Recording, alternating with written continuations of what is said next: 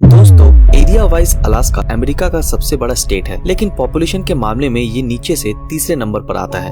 यानी अलास्का का अधिकतर हिस्सा इंसानों की पहुंच से दूर है। इस स्टेट का जो हिस्सा इंसानों से खाली है, उसमें से अधिकतर हिस्सा आर्कटिक सर्कल में पड़ता है। ये पूरा हिस्सा बर्फ की मोटी चादर से ढका हुआ है।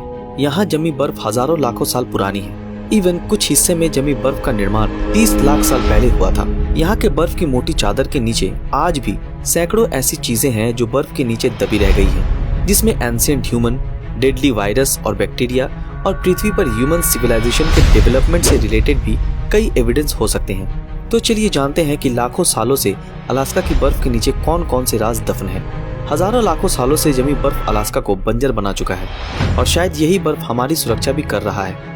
हम ऐसा इसलिए कह रहे हैं क्योंकि साइंटिफिक स्टडीज में ऐसी बातें सामने आ चुकी हैं जिसके अनुसार यहाँ की बर्फ के नीचे हजारों साल पुराने डेडली वायरस और बैक्टीरिया छुपे हो सकते हैं। यदि बर्फ पिघलती है तो फिर ये सतह पर आ जाएंगे और फिर ये इंसानों के संपर्क में भी आ सकते हैं। अगर ऐसा हुआ तो हमें कोरोना वायरस से भी ज्यादा खतरनाक वायरसेस का सामना करना पड़ेगा। 2019 में यूनिवर्सिटी ऑफ मिचिगन की एक रिसर्च टीम ने अलास्का के बैरो शहर में 50,000 साल पुराने बैक्टीरिया को ढूंढा है।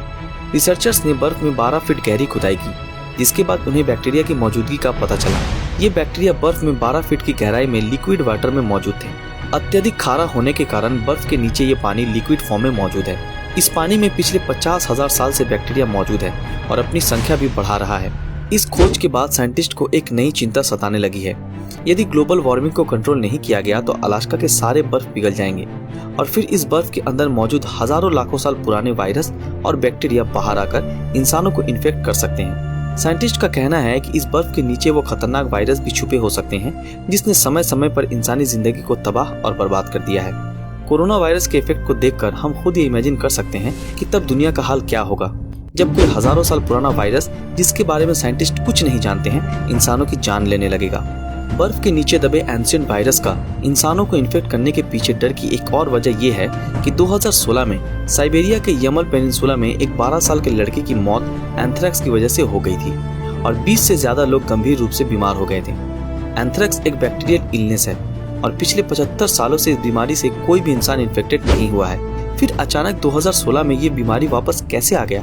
जब साइंटिस्ट ने इस बीमारी के सोर्सेज की तलाश शुरू की तो हैरान करने वाली जानकारी सामने आई। 75 साल पहले हिरन में ये बीमारी फैल गई थी। इस बीमारी से मरने वाले एक हिरन का शरीर बर्फ में दबा हुआ था, लेकिन 2016 में टेम्परेचर बढ़ने के कारण बर्फ पिघल गया और हिरन का अवशेष बाहर आ गया। अवशेष बाहर आने के बाद शरीर में मौजूद बैक्टीरिया फिर से जीवित हो गए और एनवायरनमेंट में फैल गए। इस वजह से 2000 से ज्यादा हिरन एंथ्रेक्स इन्फेक्टेड हो गए। वहीं एक लड़के की मौत और 20 लोग गंभीर रूप से बीमार हो गए। यमल पेनिनसुला की यह घटना पूरी दुनिया के लिए एक वार्निंग की तरह है। वायरस और बैक्टीरिया के अलावा अलास्का के बर्फ के नीचे अत्यधिक मात्रा में मर्क्यूरी भी छुपा हुआ है। हाल ही में की गई एक रिसर्च से ये बात सामने आई है कि अलास्का में 13 अलग अलग जगहों पर जांच के बाद अनुमान लगाया गया है कि अलास्का में 15 मिलियन गैलन से ज्यादा मर्क्यूरी मौजूद हो सकता है, जो इंसानों के साथ साथ पेड़ पौधे और समुद्री जीवों के लिए भी खतरनाक साबित हो सकता है। अलास्का में कुछ ऐसी चीजें भी मिली हैं जो ह्यूमन हिस्ट्री को समझने में सहायक साबित हुई हैं। 2013 में टैनाना रिवर वैली के पास आर्कियोलॉजिस्ट को एक नवजात बच्ची का कंकाल मिला। बच्ची की उम्र महज 6 हफ्ते थी। कंकाल पर की गई स्टडी से पता चला कि ये लगभग 11,500 साल पुराना कंकाल है। अब तक के ढूंढे गए ह्यूमन जीनोम में इस बच्ची का जीनोम दुनिया का दूसरा सबसे पुराना ह्यूमन जीनोम है।